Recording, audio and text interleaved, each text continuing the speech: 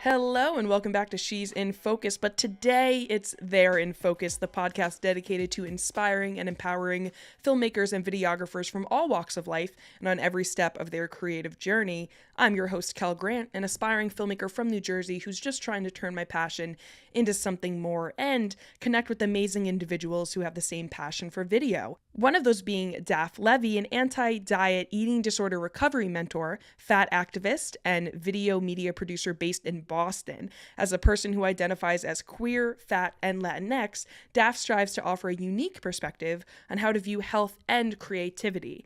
Daph expresses their passion for helping others by sharing the stories of individuals who are traditionally marginalized and or excluded. On their YouTube channel, they dive deep into topics including mental health, media production, and life as an entrepreneur, all within the context of their eating disorder recovery. With a passion for storytelling and technology, Daph uses their creative skills in editing software and video production to create high-quality, thought-provoking, and cinematic videos while offering remote and in-person video production services. That was quite the intro. I think you're the guest who's the most kind of sure of themselves and their mission based on what I just read and what we're going to talk about today. So, Daph, thank you so much for being here. Wow, Kel, thank you. What an honor. No, truly. That made me laugh though, because you said it's funny because I'm so far from sure of myself, but hey, I mean, fake it till you make it is something that I kind of live by these days. That's the motto. I feel you. Totally. But for real, thank you so much for having me. I'm really excited to just be on a platform that is totally aligned with my values of amplifying voices that are traditionally excluded. So it's really an honor. Awesome. We're really excited to have you. So I was telling you when we got on the line that I kind of went into a panic when I found out that you are non-binary because I thought my show would be offensive to you or it wouldn't be inclusive. And I went into this kind of frenzy of, oh my God, is everything I'm trying to accomplish with this podcast lost on QPOC individuals in that community? But I think it warrants an important conversation, and certainly one that I haven't shied away from, but also one that I haven't had the opportunity to really dive into. So I'd like to open up with that today. So first of all, identifying the way that you do all the things I listed in the intro, queer, fat, Latinx, have you found much of a community in the filmmaking or creative space?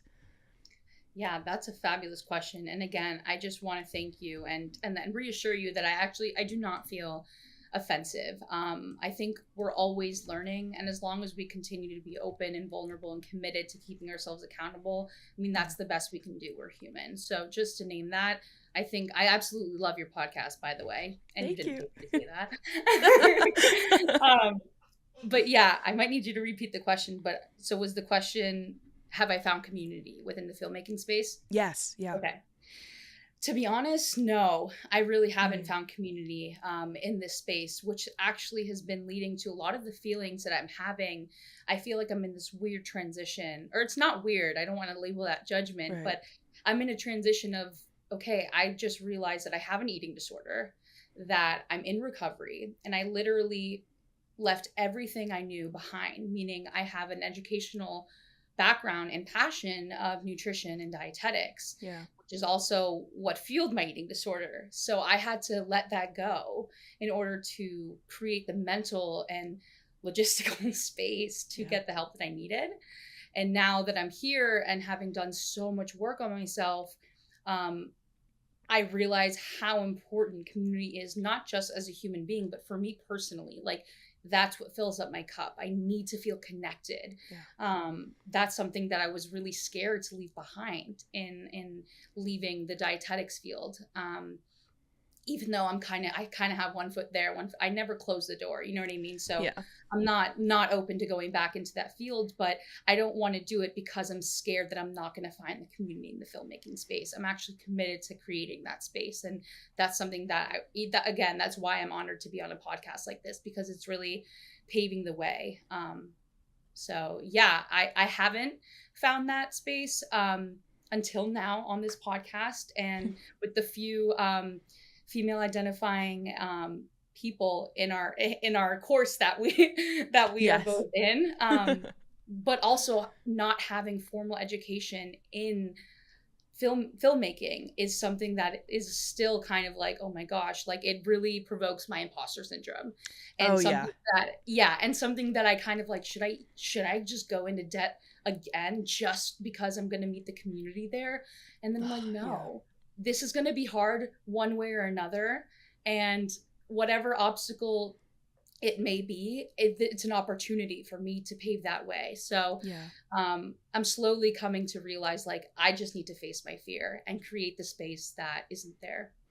Absolutely. I mean, and you're not alone in being a person who needs community. I mean, that was the whole mission of starting this podcast. You know, I didn't see anyone who looked like me or had the same dreams and identified the same way that I do. And I was able to, you know, luckily reach out in the course that you and I are in Yeah. and find some individuals who are willing to connect with me and share their story.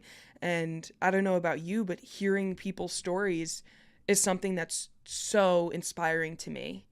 And it reaffirms my pursuit of this crazy idea that I have that I can be a filmmaker.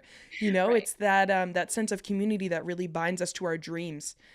Because if it was just up to us, we would never get anything done. If we Exactly. solely relied on ourselves, we wouldn't go anywhere. So I Right. think finding that community is so important. But what do you do when you feel like you don't have that? Do you find yourself, because I know I'm the type of person, if I'm feeling alone or I don't have the community, I will start to look for it in places that I shouldn't. You know what Yeah. I mean? And then you find, like you were saying, like, should I just go back to school or, you know, put myself in hundreds of thousands of dollars in debt just to find that community? You know what I Right. mean? Right. That's such a great question.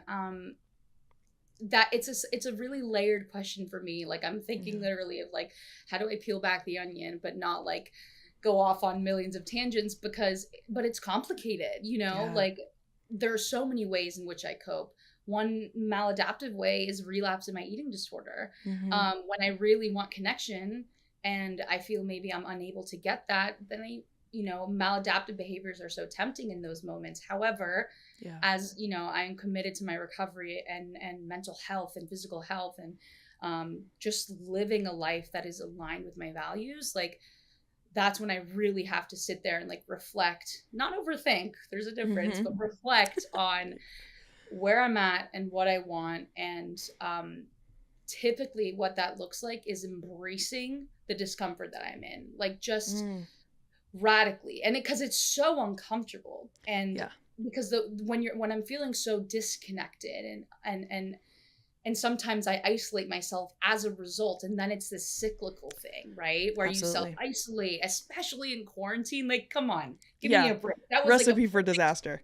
it was a perfect storm for a mental breakdown. Come on. Yeah. Like, and I don't mean that to joke. I don't mean to joke about it because it's actually something that really does happen. Yeah. But literally between the isolation, between feeling disconnected, between, in addition to just feeling like insecure in my abilities because I literally don't have the knowledge, that those are the moments when I press record and Yeah. I record myself. And I mean there's actually a lot of videos right now that I have just sitting on my SD card that I want to post to YouTube. But that's when I at least what I'm trying to do is just press record because I know that I'm not alone.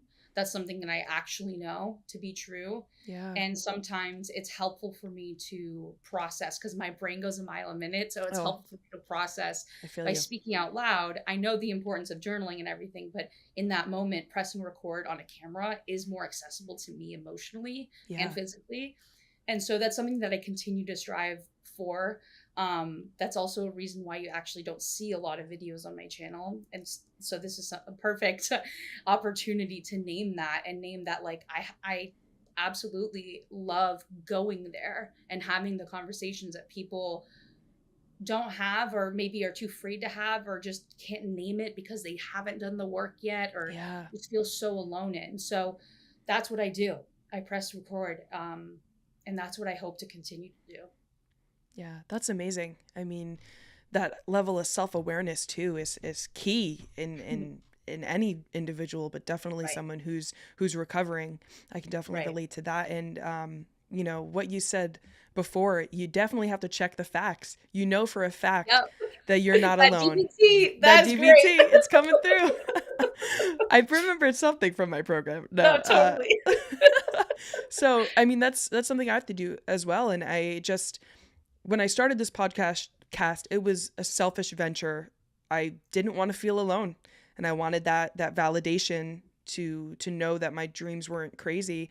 And I found a community of individuals who had the same dreams, but it's grown into so much more than that. I mean, look at us here having this Yeah, conversation. It's a safe literally. space, and this I can already tell this conversation for those listening is going to be so impactful because it's stories they haven't heard before. It's ways that they're feeling that they couldn't name or they couldn't come to terms with until now. So I'm so excited to be speaking with you today, especially because they're like in the creative field especially, I feel like it is so prone to mental health disorders and eating disorders and things like that. Um, and it's because it's such a subjective field. There's so much judgment. There's so much you're pouring yourself into your work just to get judged by other people, and that can take a toll on you. And you feel like you're in constant competition. You have to constantly be improving, constantly be leveling up your game, or you're going to be forgotten or left behind. So there's so much pressure in this field, especially. So yeah, how have you been managing that? Because I know that you and I are both relatively new in this Yeah. Oh, space. I'm new. I'm a baby. Yeah. Me too. Me too. I mean, uh, yeah, go ahead. Sorry, go ahead. No, no, no. I was just going to say that, we're both just starting out. How have you been navigating that pressure, but also like intersectionality, right? Like Right. you are not just a filmmaker. We all have all of these identities that play into and these experiences, these lived experiences that play into Right. how we're going to show up in each facet of our lives. And I've found it extremely hard to be a business owner, to be a creative when battling mental illness and just trying to do the damn thing and be an adult and live life. So I'm just wondering how you've been balancing all of that. The way that I deal with the pressure, again, an amazing question, and it's a work in progress. Yeah. Today, the way that I'm dealing with the pressure is by not backing down and refusing and refusing the urge or not acting on the urge to have emailed you and be like, yo, I can't do this today. Like, Yeah. and that's not at all aligned with my values. And like, Mm-hmm. I have been making excuse after excuse in order to kind of protect myself. In reality, like protect myself literally from what? From fear of rejection. So Yeah. today coming on the podcast was one example of how I dealt with the pressure. It actually feels so good to have like planned something and now execute it, Yeah. not only as someone with ADHD, but as someone who's like constantly, like you said, I'm doubting myself, especially because I'm new and that's completely normal, but Yeah. also because I have several mental illnesses that really impact and inform how I show up in any space, not just Absolutely. filmmaking. Just like you said, we're like Yeah. all of our parts combined. So that's something that I actually really, really appreciate. And just going back to that of like sometimes the I honestly just haven't, like, real talk, like I struggle with the pressure because it's mostly the pressure that I put on myself.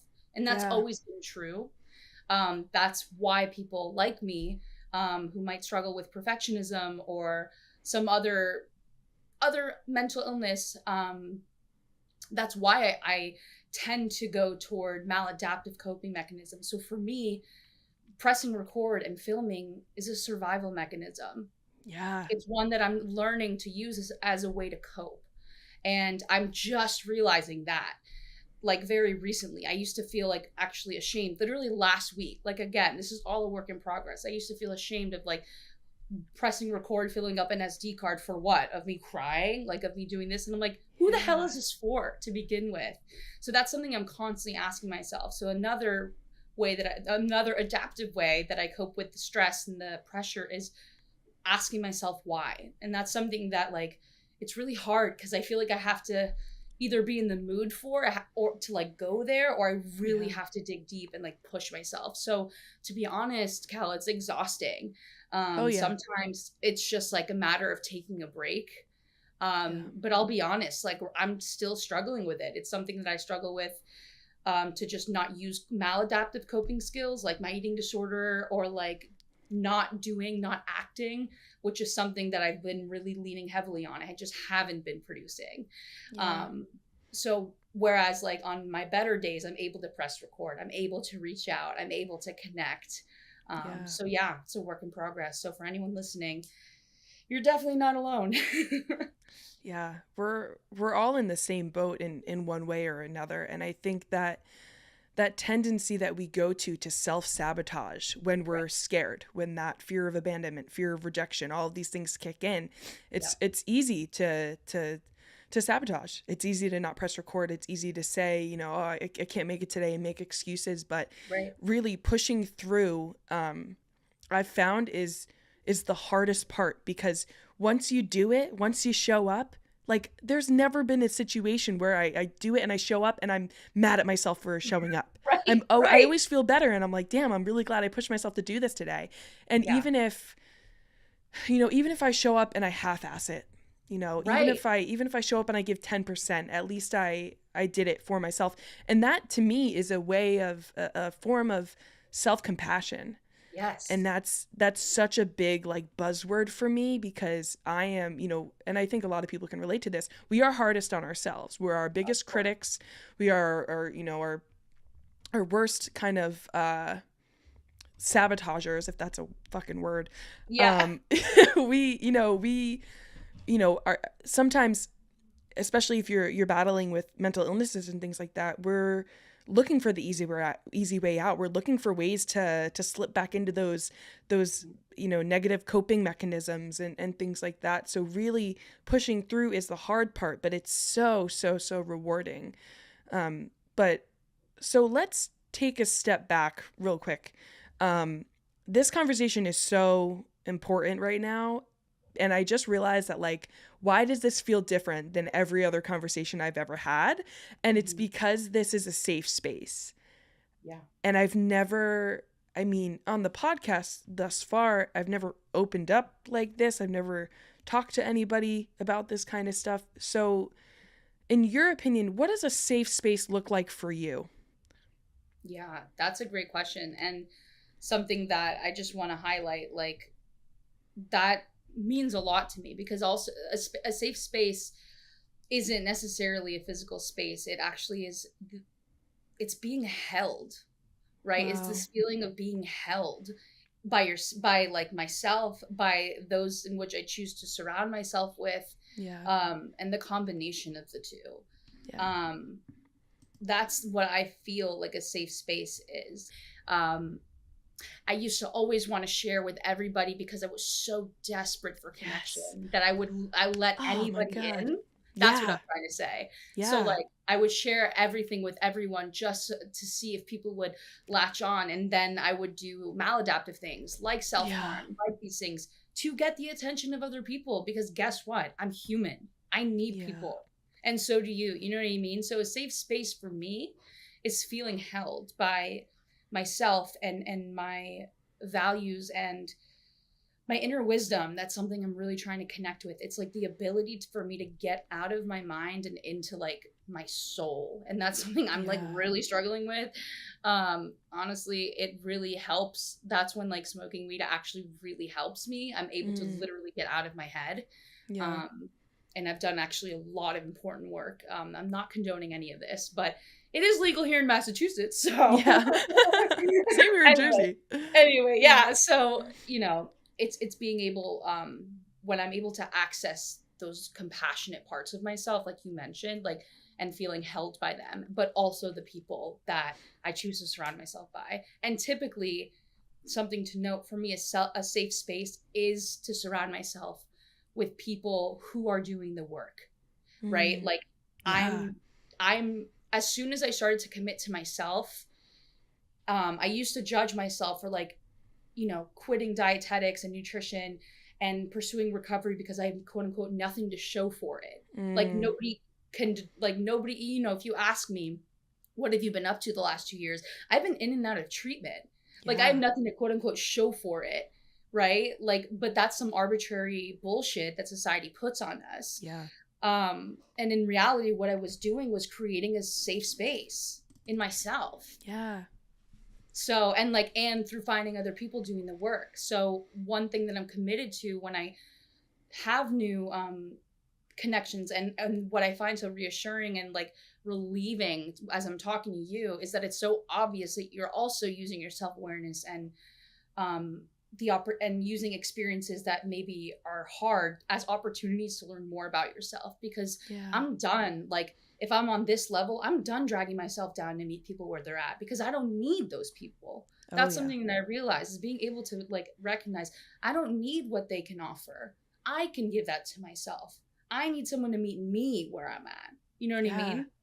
Wow, that's so powerful. I mean, because there's been stages in my life when, and throughout my recovery, when, you know, there'll be people up here and I'll be down here, and Yeah. I have to let that go too. Right. I can't bring anyone down, just like I wouldn't want anyone to kind of Right. bring me down. And that's the thing. Once you commit to doing the work for yourself, you kind of get this weird high, if you will, of like, Totally. wow, all the answers I've ever needed, I have. The Yeah. only person that I truly, genuinely need to depend on at the end of the day is myself. And Totally. once you kind of release that and start to realize that you can choose who your family is, you can Yeah. choose who your friends are, what your community is, it changes your life. And it's interesting to me because people are like, oh, Kelly, you're so bubbly, you're so personable. I don't have many friends. I can Same. count on Same. like a few fingers the people Yeah. that are in my One. circle. Yeah, Okay. right?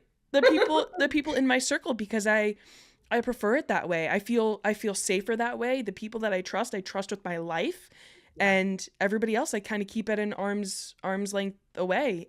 Because I'm also here. finding community when you struggle with things as deep as mental health issues and things of that nature is really challenging, because with that comes a sense of awareness that you have to know you can bond with somebody, right? In a good way, and then also in like you can have a trauma bond with somebody Yeah. too. Totally. I know So what you it's mean. like, are we gonna commiserate and we're actually gonna be Right. sabotaging each other, or are we Right. actually gonna kind of keep a safe distance while growing together and building a friendship and a relationship? So, Yeah. man, these are all like, I don't even know. I don't even know what I'm saying right now. These are all like coming out of the That's vault, amazing. man. That's the best though, because you'll listen to it. No, those are the best moments. Like, when I was actually recording a podcast with like a really famous dietitian that I Hmm. absolutely am obsessed with and is like a celebrity in the field, Right. I was like, I can't listen to this. Like, I refuse to listen to the podcast episode. And then I had people from all over the world be like, oh my God, you saved my life. And I'm like, what Wow. the fuck did I say? Like, I better listen to it now. Yeah. Anyway. Yeah. No, but just to go back to what you were saying of like, sometimes when I'm here, like down low, and I don't want to bring people down, that's so relatable. And that's another coping mechanism that a lot of people use. Yeah. And I feel like I haven't experienced this. Actually, I haven't experienced this yet in the creative realm, but I can only imagine what it's like to have people like use that subjectiveness, if that's a word, to Yeah. bring others down because they're so low, right? But I just Yeah. wanted to share, like, that's when it's okay. In fact, that's when it's necessary to reflect and use your self-awareness and courage when you're feeling so low, to ask for help from the right people. Yeah. It's not like you're low and you stay low and you don't want to bring anyone to, you know what I mean? That's not it.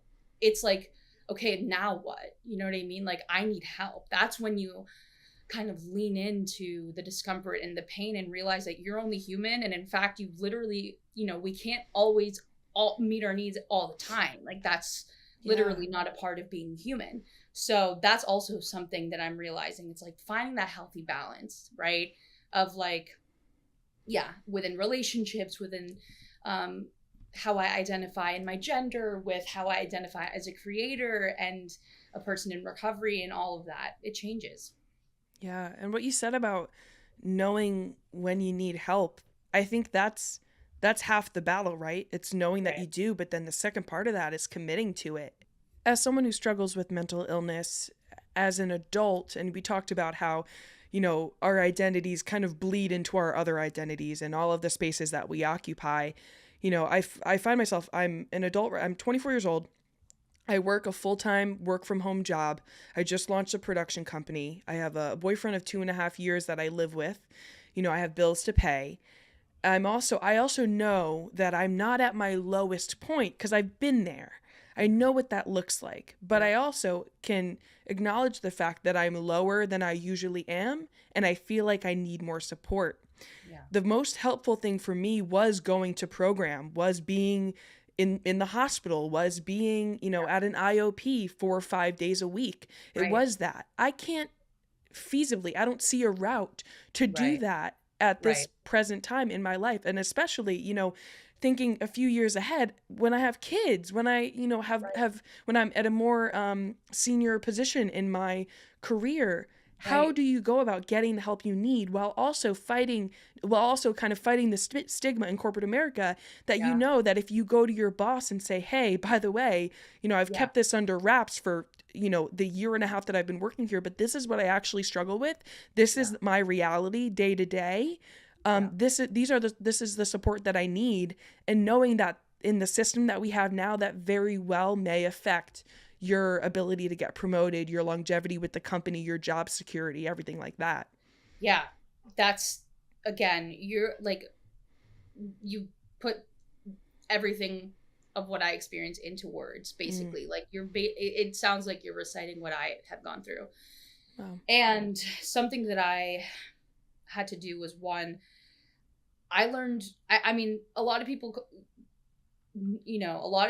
tell me that I'm really resourceful, and I am. Like, that's just in my blood. I'm Argentinian, Israeli, grew up with immigrant parents who just like came to America at 15 and had to literally support their parents. Like, you know what I mean? So it's in my blood. But I think so part of it is this just like unwavering resilience. I think that's something that's built within me, and I can't change. It's just like that's just like always been bombarded. But the other thing is, like, how do you ask for help? Well, you, number one, confide in that one or two people that you feel safe with, like 100%. And then also take some time to start, I would say, take some time to start journaling and bringing more awareness to what exactly is causing X, Y, or Z. Start to become more aware of what's coming up for you when you notice that when you're using coping skills that aren't as helpful. So like maybe taking a nap when you're not tired, or avoiding things that you normally wouldn't avoid, or ignoring calls from your boyfriend or whatever. Start to notice, like, okay, this is happening. So what's coming up for me right now? Is it because I just had a really stressful call with my boss? Okay, so, and then start to like journal about that, of like what part of it was stressful. That way you start to gather more information. That's when, like, there's a certain level, you can't like think your way out of a mental illness. So that's not what I'm trying to say. I'm just saying awareness, and awareness is the key to the knowledge that you need in order to gain the courage to ask for the help that you need. You know what I mean? Absolutely. And I think by like, and I don't want to say track this, track that. To be honest, that shit triggers the hell out of me. But that's kind of it, is what I'm suggesting. So if that's one way to say it, it's kind of like, start to track your emotions. Just start to raise awareness about what's coming up for you in moments where you're using more maladaptive coping skills. From there, it's doing the work of like literally opening up that benefits handbook and realizing what my benefits are. Getting on the phone with my insurance company for hours. Shit that nobody would otherwise do, but I have nobody else to rely on. So acknowledging that and doing it in small pieces, and then relying heavily on self-compassion of like, I can only handle one call with this insurance rep. Everything will fall into place. As you, not once you do those steps, but like as you do those steps, you'll learn more information, and information is key. 100%. If that made sense. No, that resonated a lot with me because I mean, and I recommend therapy to anybody. I don't know that I've talked about it. Yeah, I don't know that I've talked about it on this podcast, but I see a therapist regularly, and um, after I was assigned a therapist after I got out of discharge from program, Yeah. and I've been working with this woman, and for a while, I was doing fine. So I wasn't opening up my DBT notebook, my Sure. binder. I wasn't going through, I wasn't doing the work Same. necessarily. But a counselor back in college told me that the best time to fix a leaky roof is not when it's raining, it's when the sun's Right. out. Right. And that's such a powerful message to me, because now, because I did the work kind of, 2 years ago at this point, Yeah. I can identify when I'm starting to slip back, and then kind of rely on the skills that I've learned and know that I have that book to open up. Because with my therapist recently, DBT, by the way, stands for dialectical behavioral therapy. It's Yep. a type of therapy used in to treat specific mental illnesses, mood Yeah. disorders, personality disorders, helping you Trauma. with trauma, things like that. Yeah. So one of the things is called a DBT diary card, and it's Yes. Oh basically a shit. I have so many of those. it's basically, if you guys don't know what this is, Google it. And again, I should preface this by saying we are not licensed therapists. No. We're not, giving you any medical advice or diagnosing you in any way. But a DBT diary card is basically a more productive way of journaling for Yeah. people who suffer with mental illnesses and things like that. So Yep. what I've been doing is filling out this diary card, and it's fucking tedious. Yeah. It's like every day it's draining, it's exhausting, because you Yep. have to experience the whole day, and then you have to go Yes. sit down and you have to fucking relive it and write about it. Yes. And then once you go to, in my therapy session, my therapist will review my whole diary card for the week or the 2 weeks or whatever, Yeah. and we'll go through it, and you'll find that awareness is so key, Daph, Yeah. because oh, this is something that I experienced there. This is a trigger. I wouldn't have had that thought had I not gone there, or, Right. experienced that. So it's that awareness is key, because before you tap into that awareness, it's really easy to say, fuck, my life is spiraling out of control. Right. I'm at my lowest, like things are going downhill. Tapping into that awareness allows you to pinpoint exactly what the issue is, and then Exactly. find appropriate resources. Because honestly, going through these DBT diary cards, I'm starting to realize that, okay, maybe I just need to brush up on my DBT skills. Maybe I Yeah. need to go back into my binder instead of checking myself into a hospital. You know what I Yep. mean? So it's, Oh, I fucking yeah. know what you mean. Like nobody's business. Like it's crazy how much I resonate with that. So first, thank you for sharing um your experience, because I know that it's hard. It's fucking hard to talk about Yeah, these things, yeah. and just know that like I really appreciate it. And I'm sure listeners out there might appreciate like two people just like struggling and naming that they're struggling, Yeah. and just not normalizing it in a way, normalize the conversation around it. Like this shit isn't taboo. Like Yeah. this happens every day. No, like we're just choosing to talk about it. Yeah. So anyway, thank you for sharing that. And Of course. I completely agree. I think that's also one piece that maybe we can talk about. Like that's actually a huge reason I think why I started video, is because it was a form of documentation. Yeah. You know, Talk about that some more. and Yeah. yeah, so what I mean is like how I got into film. And I say film, and I'm literally judging myself. The thought of like, what? You're not a fucking filmmaker. Like that's how real this shit is, guys. Like Yeah. Yeah. it's so hard. Like I'm like, no, I got into video, not film, because like I changed it from aspiring filmmaker because I'm like I convinced myself I'm not an aspiring filmmaker because I don't know what the fuck I want.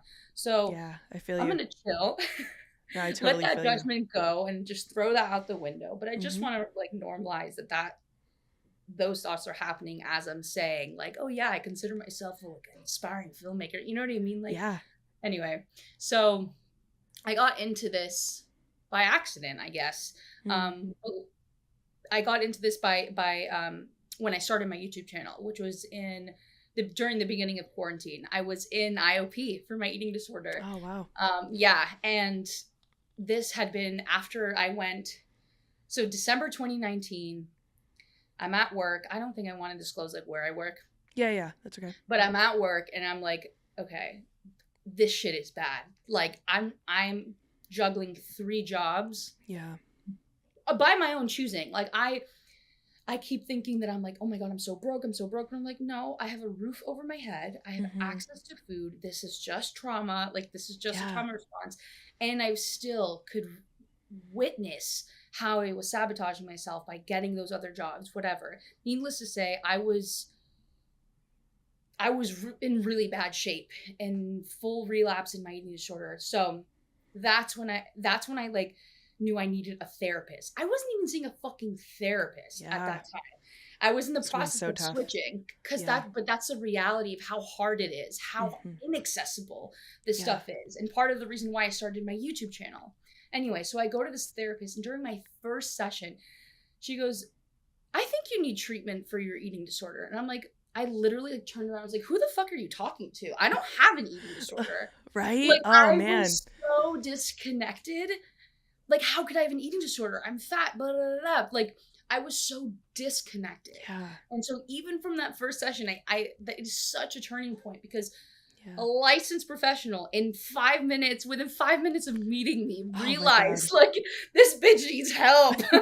Right. That's like the power of like asking for help from the right people. And again, I'm happy to continue talking about like how to do those things. It's actually something I'm actually really good at because I've had to do it. So maybe I should like start talking about that on my channel. Yeah, seriously. Like, how the fuck do I go through insurance, blah, blah, blah. So no one talks about that. So anyway, what was I saying? Okay, long story short, I meet this new therapist. I absolutely love her. And she's like, you need help. So I actually get admitted to a local eating disorder facility. And I do their PHP, or partial hospitalization program. It's basically, I call it eating disorder camp. And I call it that just because it resembles the schedule of camp. You're there from like 8 to 2. Yeah. You know, and that's literally the only resemblance. But you get to meet people who are like-minded and who are literally struggling during this. They're struggling with the same things that you're struggling with. So after a month of that, they're like, okay, you need more help. So I took an overnight train to Philadelphia to residential treatment. Residential treatment is basically you're at the facility. You're staying at the facility while receiving 24-hour care. Yeah. And this is not just exclusive to eating disorders. This is like for a lot of different mental illnesses. Residential treatment is it's like a level of care. There's different levels. There's inpatient, so that's in the actual hospital. There's residential, which is 24 hours, like you're living there. Yeah. So that's still very intense. And then partial hospitalization, or PHP, or day treatment, as what my program called it. And then IOP, or intensive outpatient. And that goes down to maybe 3 to 4 times a week, maybe 3 to 5 times a week, a few hours a day. So those are the different levels. And I just share that because I just want to highlight like how fucking that was my job. Like that's how tedious it was. Like I literally had to take 5 months off of work to go through all of that. And that was also when I was struggling with my gender identity, and like having just graduated from my nutrition program, having failed my registered dietitian exam, and having realized, holy shit, this is toxic. Like I can't be a dietitian while I have an eating disorder. Like that, all of that was happening. And like this constant, like, oh my gosh, like, what am I doing? What am I doing? And then I just started to realize, like, what do I want to be doing? And I'm like, I want to talk about this shit because nobody's talking about this. Yeah. Nobody's talking about how messed up this is, how inaccessible this is, how common it is for fat people too, like to have anorexia, to struggle with the same shit thin people struggle with, how taboo this is for people of color. And literally it's just a whole different ball game. So that desire and really the passion of wanting to help people was always there. So it just switched from wanting to be a dietitian to how else can I help this community? And that's when I decided, well, YouTube is perfect. I'll have some like rich corporations paying me to teach people for free. That's like the perfect business model for me. So like since then I started recording my process of like, here are some tips on eating disorder recovery. This is what my complicated relationship to movement's been like. And I've gotten really good feedback, and it's making me think like, I really want to commit to doing 1 video a week. It's just fucking hard to show up. It's so hard. And talk about what I'm struggling with every time. So that's a whole different thing. So I kind of went on a tangent. All of this to say the power of documentation. And I guess the takeaway here is documenting whatever way feels helpful for you. You know, my partner is an artist, so they're also non-binary, but so they always draw. And so they made their own diary cards. And they are able to reflect back based on like the colors that they choose, how they were feeling. Wow. Right. So like figuring out what works for you. Do you like singing? Well, what kind of songs have you been singing lately? Have they been super depressing or have they been like happy and cheerful? So like figuring out what works for you is my main takeaway, to raise that awareness so that you can really start to,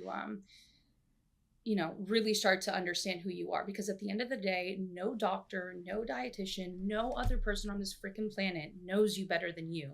Even when you say you don't know yourself, that's when you have to do the work to get to know yourself.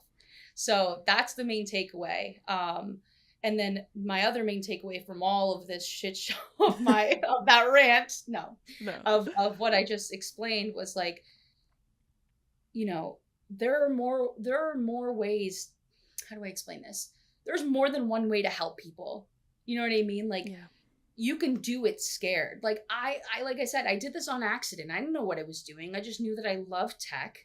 And I was just like excited at the prospect of, how do I turn on a camera? Like that just excited me, and leaning into that, being willing to lean into that unknown, but recognizing like, oh, this is producing like exciting feelings. This is probably something I should tap into. So it all feeds into each other. And so another main takeaway that I want to share with you all, it's like, as you start to, when you commit to working on yourself, and as you start to show up for yourself consistently, that's when everything falls into place. So for me, what that took was for me to take time off work and eat fucking 3 meals and whatever snacks a day, because my dietitian told me to do that. And like, obviously I'm kind of minimizing what that actually is. It's that in addition to all the therapy, but I say it to say, like, once I started to do the basic self-care, meet my basic needs, is when I started to literally realize like, oh, okay, this is what I want. So that's something that if you're out there struggling, like with anything mental health related, or even just uncertainty, just take some time, especially if like you're in your 20s like us. Like in reality, like we should be just acting on what we think we want to be doing, because that's how we know what we want to be doing. How are we supposed to know? You know what I mean? So you just have to try it. You started documenting as a way of kind of helping yourself through your recovery. You didn't know what it would turn into at that time. Exactly. You then started documenting and putting your journey out there for the world to see. And maybe you had the idea of like, okay, I'll share my story so others can hear it and maybe it'll help them. Then you started to kind of switch your mindset and say, oh, this can actually turn into something. I can, hopefully, if the YouTube business model works, I can get paid to provide this type of content for free to really help people and build that community. So but you also said at the same time, you want to make it on YouTube, you have to be consistent, and that's so fucking hard to do. So where are you, would you say, now with your YouTube journey? How are you feeling about it? And what are your goals for the rest of the year? Wow, you're just like digging into my soul. We were joking before recording this, like we feel like we're already friends, but we're fucking friends. We are. We signed a contract. You just dug into my damn soul. I swear to God, because these are questions that I'm like, what am I doing? What am I doing? Right. And I'm realizing through this conversation. So you asked, how am I feeling about where am I at with YouTube and what? So where I'm at is, there's so much right now in my life that's in transition. And what I keep coming back to is like, no, I just want to create content. But what keeps happening is that I'm not creating content. And then I'm like, well, if I wanted to be creating content, then I would just be creating content. And I'm like, no, Daph, that's the same thinking that literally got me to relapse. Like if I had just eaten, I wouldn't have an eating disorder. So right now I'm at that place, again, symptom swapping. I don't know if you're familiar with that, but like, going from one maladaptive coping skill to another, like instead of doing that with food, abusing food or not eating food, like now I'm doing it with like sabotaging my career. No, I'm just joking. No, I'm just joking. That was a joke. No, I feel but you. What I mean is like, I keep coming back to like, no, this could work. This feels like the most aligned, like I can just talk because this feels easy. Like it's honestly not that hard for me to press record. It gets hard when I start to think about, oh, my set, but like, wait, what about the B-roll? Like the algorithm is going to pick me up because I have no fucking B-roll. But then I'm like, what kind of B-roll am I going to be talking about? Eating disorder. So all this different shit. And I'm like, wait, maybe I should do a short film and then submit it to a film festival so I can get paid. That's where my mind is right now. And so what I'm noticing even through this conversation is like, I just need to slow down. And I just need to go back to the basics. For me, that's pressing record. And like, then I have to just trust that something will happen from that. So in terms of YouTube, as far as I know, what I do want, what I feel like my heart wants is like, I do want to be consistent on YouTube. What my mind is saying is like, no, I don't. So I'm having an internal conflict for sure. But I do want to be a YouTuber.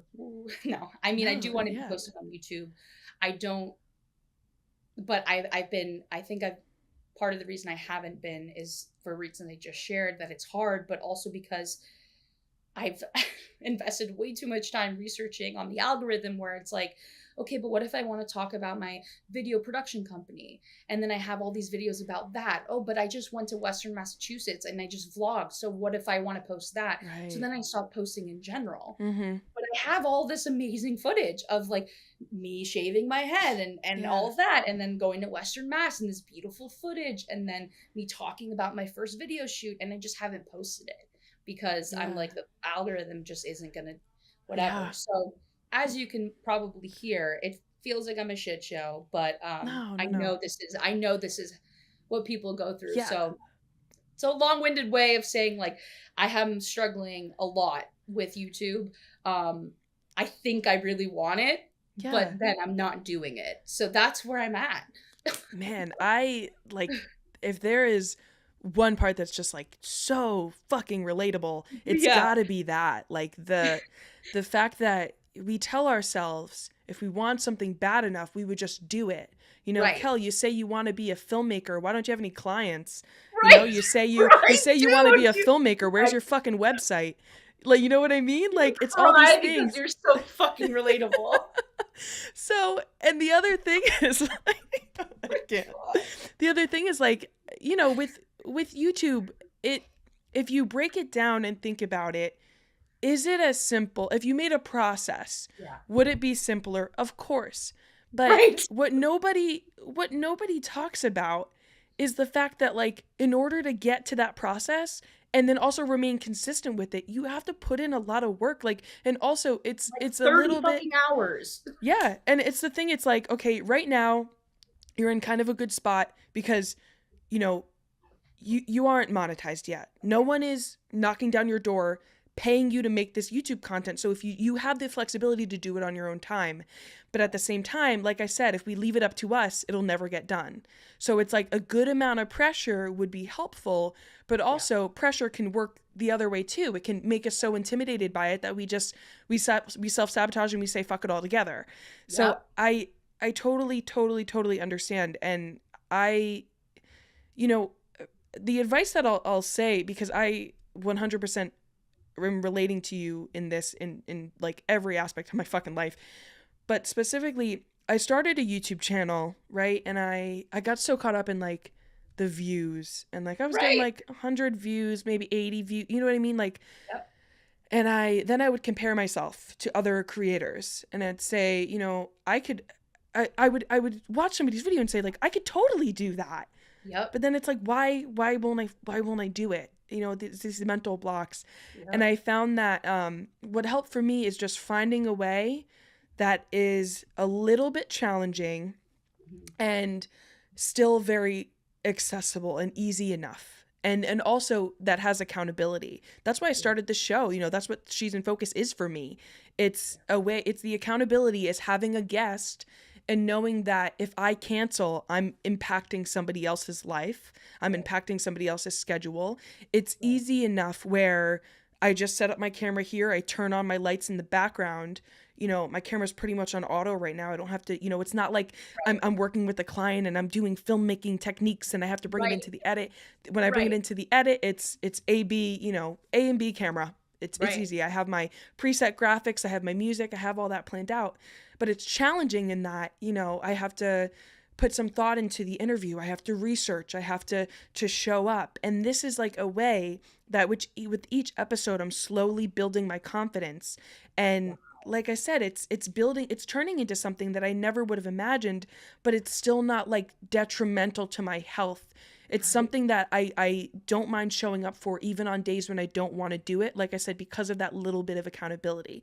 So I don't know if that's a series on your channel. I don't know Yeah. if that's starting your own podcast. You know, I don't Yeah. know what it looks like for you, but I think that could be helpful in finding something small that checks those boxes so you can help Totally. hold yourself accountable a little bit. Wow, that was just like very, very helpful advice, and really reassuring again that, you know, you're going through it too. And um again, something like being on this podcast also, and hearing you say that helps me put it into context of like, no, I actually really enjoy this. Like, I am having a really shitty day. Like, you can't tell, but I'm wearing pajamas on the bottom. I just put on a shirt.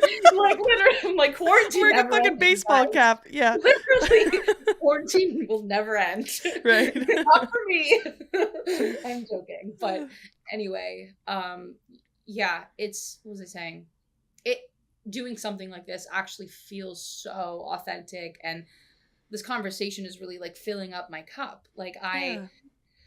it's helpful. So maybe I just need to, you know, by being present in this moment, I'm realizing like actually like doing something like this. Like, I have the software Ecamm Yeah. Live where I would use to do live streaming. I know how to make graphics. My partner's a fucking animator. Like, I can make a kick-ass thing. You know what I Yeah. mean? I do have skills. I'm also on auto, and I have this fancy ass thing. I have all the things, and I think, Yeah. you know, maybe, you know, yeah, you're totally right. It's like starting to ask smaller questions, of like breaking it Yeah. down, not like, okay, why am I struggling? That's kind of too much, right? It's like, okay, but what can I do? Like, what feels okay? And right now, Yeah. I know feeling like talking to you feels actually more than okay. It makes me really happy. It makes me Right. feel better, in fact. So I'm already thinking Me of too. like, I actually like have people in the eating disorder field that I can talk to, that I can interview. I like, for instance, that RD that I mentioned, like, that she's freaking famous. She goes, yeah, message me anytime you want to interview me. Like, as I Yeah. asked her, and I was like, okay, well, maybe then I should do it. So now I actually have an idea. Yeah. Yeah. So And thank you. of Thank you. course, of course. And I find that this is like, it's who did I interview? Maya Fulmer. She started this kind of group, this Facebook group called Media Empress, and that's her branded YouTube channel. She was a Nice. guest on the podcast. She's a really, really, really nice woman, and she was saying that she was reading an article that says that individuals need like 3 pushes. So like, whether it's somebody compliments your work or Yeah. something, like that's like a little bit of a push. Whether it's you know, like something like for me, like flexing my creative muscle by doing this podcast. Yeah. Every episode I have under my belt, every one that I publish on Instagram, it gets a few likes. That's like these little pushes, and I find that we need those Yeah. as just humans to continue to push ourselves forward. And it's just so, it's so interesting how, you know, we will work so hard for those little pushes, but we can be also Right. taken down with one negative comment, with one negative thing. So it's just this constant pursuit of like, okay, this feels okay now, this feels good, let me just try to do this for as long as I can before the negative hits again, or Right. before it comes. Because typically, and I don't know if this is a pessimistic view, typically it's not if it will come, it's when it'll come, you know. But that's just Exactly. life. It's up and down, you know what Yeah. I mean? No, that's what you're speaking to is so important, because it's just, you're speaking to just the human condition. Like, we Yeah. need validation. Oh yeah. We need, I mean, a healthy balance of it all. And I say that like that's arbitrary, right? Like, who the hell, I say healthy balance in a way like you determine what that means for you. Nobody else. You know what I Mhm. mean? So like, we do, but as humans, we need validation. Like, we need to connect. We need I mean, they're literally like the hierarchy of needs. Yeah, I yeah, was just thinking about that. exactly. So like, yeah, that's what you're speaking to. And I think like maybe I just like was, as I'm reflecting, like, I think I just want to feel needed. And Yeah. even with my 207 subscribers, that I know and love, and some I don't know. You know, have, you know, those, I'm reflecting back on some of those comments, like when I felt needed, like I was like, yeah, like Yeah. I'm gonna show up. So like, and I ultimately know the more that I show up, the more, at least the more chances people will have to Yeah. connect with me. Um, Absolutely. so yeah, that's something that I'm going to work on, and I want to work on trying to eliminate the barriers of recording. So like keeping, I mean, I'm moving, but like maybe like right now, I was just thinking today, just for an example, like how am I going to record any videos? I'm moving at the end of August.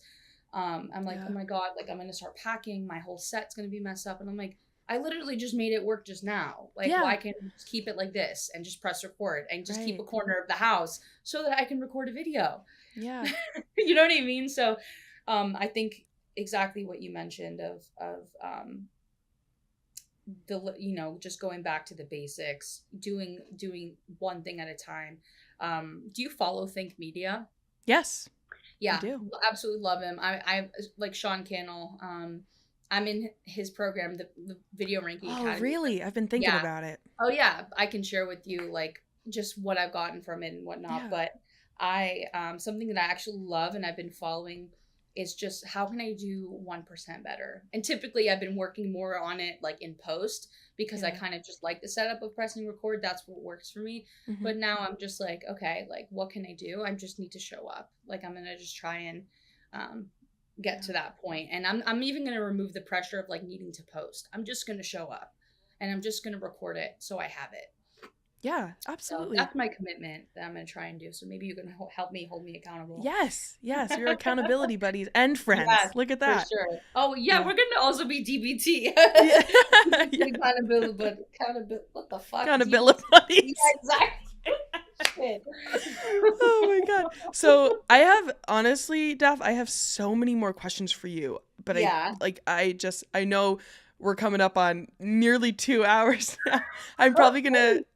gonna cut out the interview. I might actually have to release it in 2 episodes, but Sure. what I do want to touch on is your production company. Okay. And I want to kind of, because I think that, you know, it's a rare occurrence where I have someone on the podcast who's kind of in a similar boat as I am. Yeah. We both work full-time gigs. We Yeah. just launched our production companies, Yeah. and we're just like in the baby, like the Big beginning steps. steps. Yeah. And I just you know, and I've talked about this on the show before, that when do you call yourself a filmmaker? If you noticed in my intro, I still call myself an aspiring filmmaker because Yeah. I don't know, like I feel like I don't have the notches on my belt yet. You know what I mean? Like I don't have the trophies on the shelf to be able to call myself, because I mean, one of the biggest things is I don't have any like clients. I have one client, Mm-hmm. and Me the too. videos that are on my portfolio of the website that I'm building are stuff I've done, you know, for free in the comfort of my own home for myself. Yeah. Or you know, I had back in college, I was like a sports videographer for Mm-hmm. like 2 or 3 games. So I liked one of those videos, so I threw it up on my website. Yeah. But I feel like such an imposter because I'm like, oh yeah, I can do event videography and you know, Right. portrait lifestyle filmmaking Right. because I did this one video, you know, on a Saturday night one day because I got a new product and I had like a spinny rotating fucking Yeah, plate that yep, I everybody know what you're has and a talking black about. backdrop, you know? Totally. I know exactly what you're talking about. Yeah, and I just like okay, so we'll take it back a second. So when and why did you launch your production company Double Vision Media? Yeah. Um I so originally my partner and I we we were kind of like co-owners at the beginning because it was kind of, you know, I had the idea, but then I was like, okay, but like what if we combined my video skills, or at least my aspiring skills that I want to develop, right? Yes. Mm-hmm. Um, with their incredible graphic design and ability to like just learn After Effects like in a fucking day. Like they're Unreal. just so talented. Like they just pull shit out of their ass. I mean, they will never admit to this, but they're just so talented. So that's Yeah. how the idea came up. And that's kind of what got us started in terms of like, okay, filing for an LLC, um, Yeah. getting the basics down, like getting the domain for the website, starting to tell people about it, right? So that happened in December 2020. Why did I do it is actually a great way to summarize a lot of what we talked about today. I want freedom. I want freedom from corporate America. I want freedom from the system as much as possible. I want to create my own rules, because to be honest, I'm not the best employee. I love breaking rules, and I just need to like use that and to fuel that into my passion. Just not the wrong way. Yeah. You know what I mean? I mean, I'm actually a top seller at the company, but no, I totally understand what You you're know what I saying. mean? And as a gainfully employed person, I can't admit to that I can relate to you very heavily. So but you yes. could just take that out. But like, anyway, so the main reason is because the idea started to align with my values. I want financial freedom. I want like freedom to go. I want the freedom to make money on a passion. I want the freedom to, like I said, create my own rules and break them, and for nothing to happen. I just want to be able to call the shots. And that might sound like I just want control, and maybe that's true, but these are a lot of values that I have right now that I'm really like aching for. It's like I just want freedom. So that's kind of why I did it. And now my partner, they kind of stepped away from the role of like co-owner, naturally, like it, we're happily still partners and still work together in our company. But we just found a better way to operate. So I just kind of consult with them when, I made a video for a friend. I was like, hey, Duke, their name is Dewey. Dew, I call him. Hey, Duke, can you like make the thumbnail for this? And like, that's how we're best operating, or they're literally able to whip up a thumbnail and like a beautiful custom animation within 2 hours. And I'm able to just do a really quick edit in 2 hours. And there we go. So, you know what I mean? 4 hours of work done, and a beautiful, like, just like very simple rather social media video. So right now that's been working really well. That's what we're kind of doing. We're kind of, I think I enjoy the business aspect and kind of being in control of those calling the shots, I guess. And taking those creative risks. And then but I always typically run my decisions creatively by Duke, because I really appreciate and value their opinion. So I think that's something that's really important, especially when I consider like bringing people on. If that's something I want to do, it's like I need to be able to trust them, and I need to be like on the same level. So creatively, Duke and I work really well together, and they're a big part of this. That's why I keep mentioning them.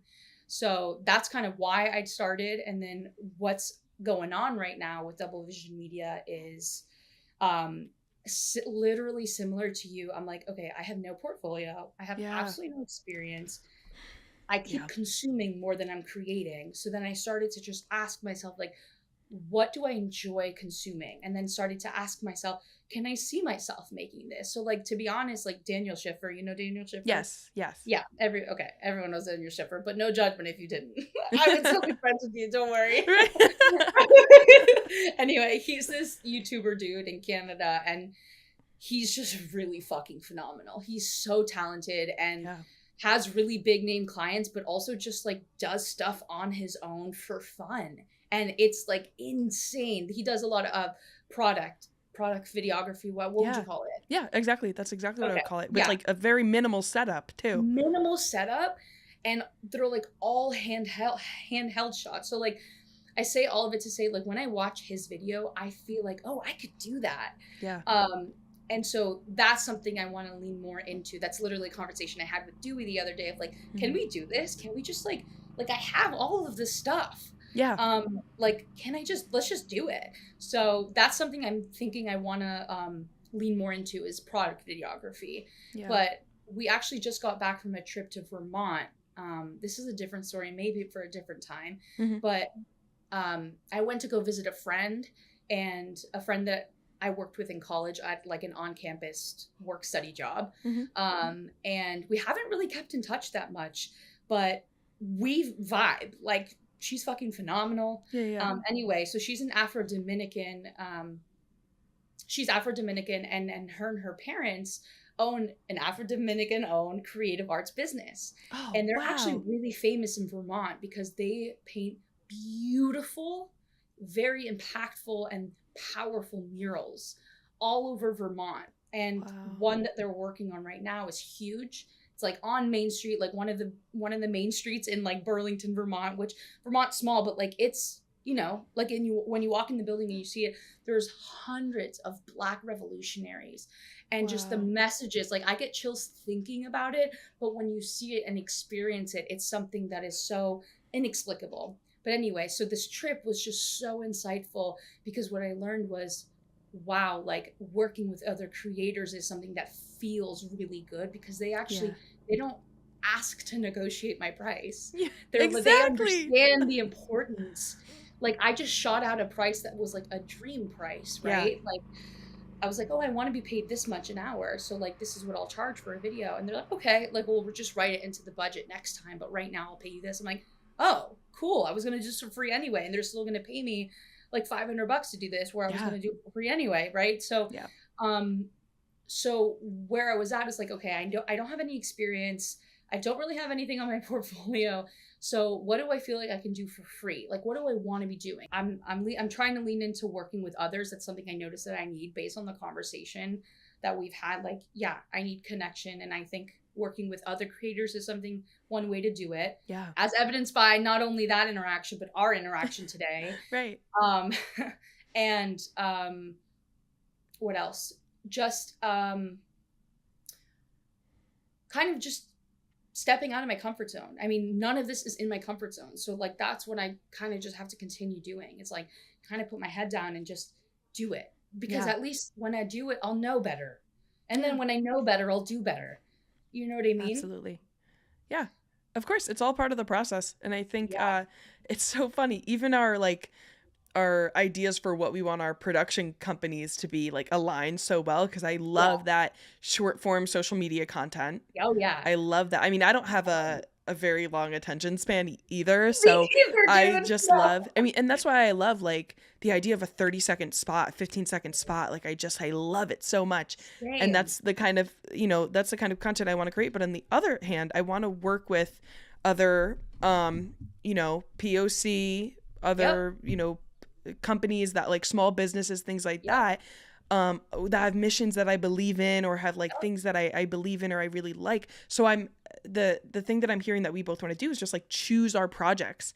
Never want to Yes. be in the situation where we're taking on so much work of shit projects that we don't want to do just to pay Right. the bills. It's choosing Right. the projects, creating quality content that will pay the bills and with clients that'll you don't have to justify your prices to. Exactly. And I think our approach is even similar because we both have day jobs that we might, I don't know about you, like I plan on quitting eventually, but like I don't want, but right now, like there's so much uncertainty that Yeah. removing that only source of stability would be more detrimental. So for me, it's now about how do I make a game plan moving forward? And I think it's really just this question of, and I don't know if this is something you are dealing with, but it's like, I feel like I'm taking a bet on myself.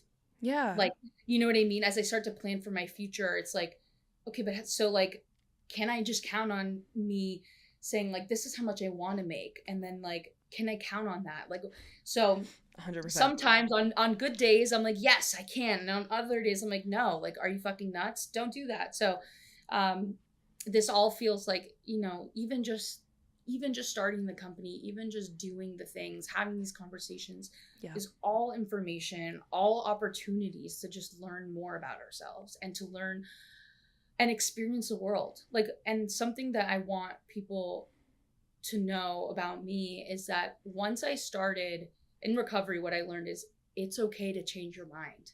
Like, do you know how many times I changed my website? I changed my fucking pronouns like so frequently. Like, Right. it's okay to change your mind is something that I'm constantly telling myself of like, okay, so I did this for my brother. I don't want to do that anymore. Or I did, like, I thought I wanted to be a documentary filmmaker because I love Matt Diavella. but I really don't. Like, that's way too uncertain. Like, I really Yeah. don't have it in me to do Right. that. So, um, yeah, I'm just trying to go with it and lean into it. And I'm still finding that balance, right? Of like, how do I lean into it? But am I leaning into like the doubt, or am I leaning into like my inner wisdom? Yeah.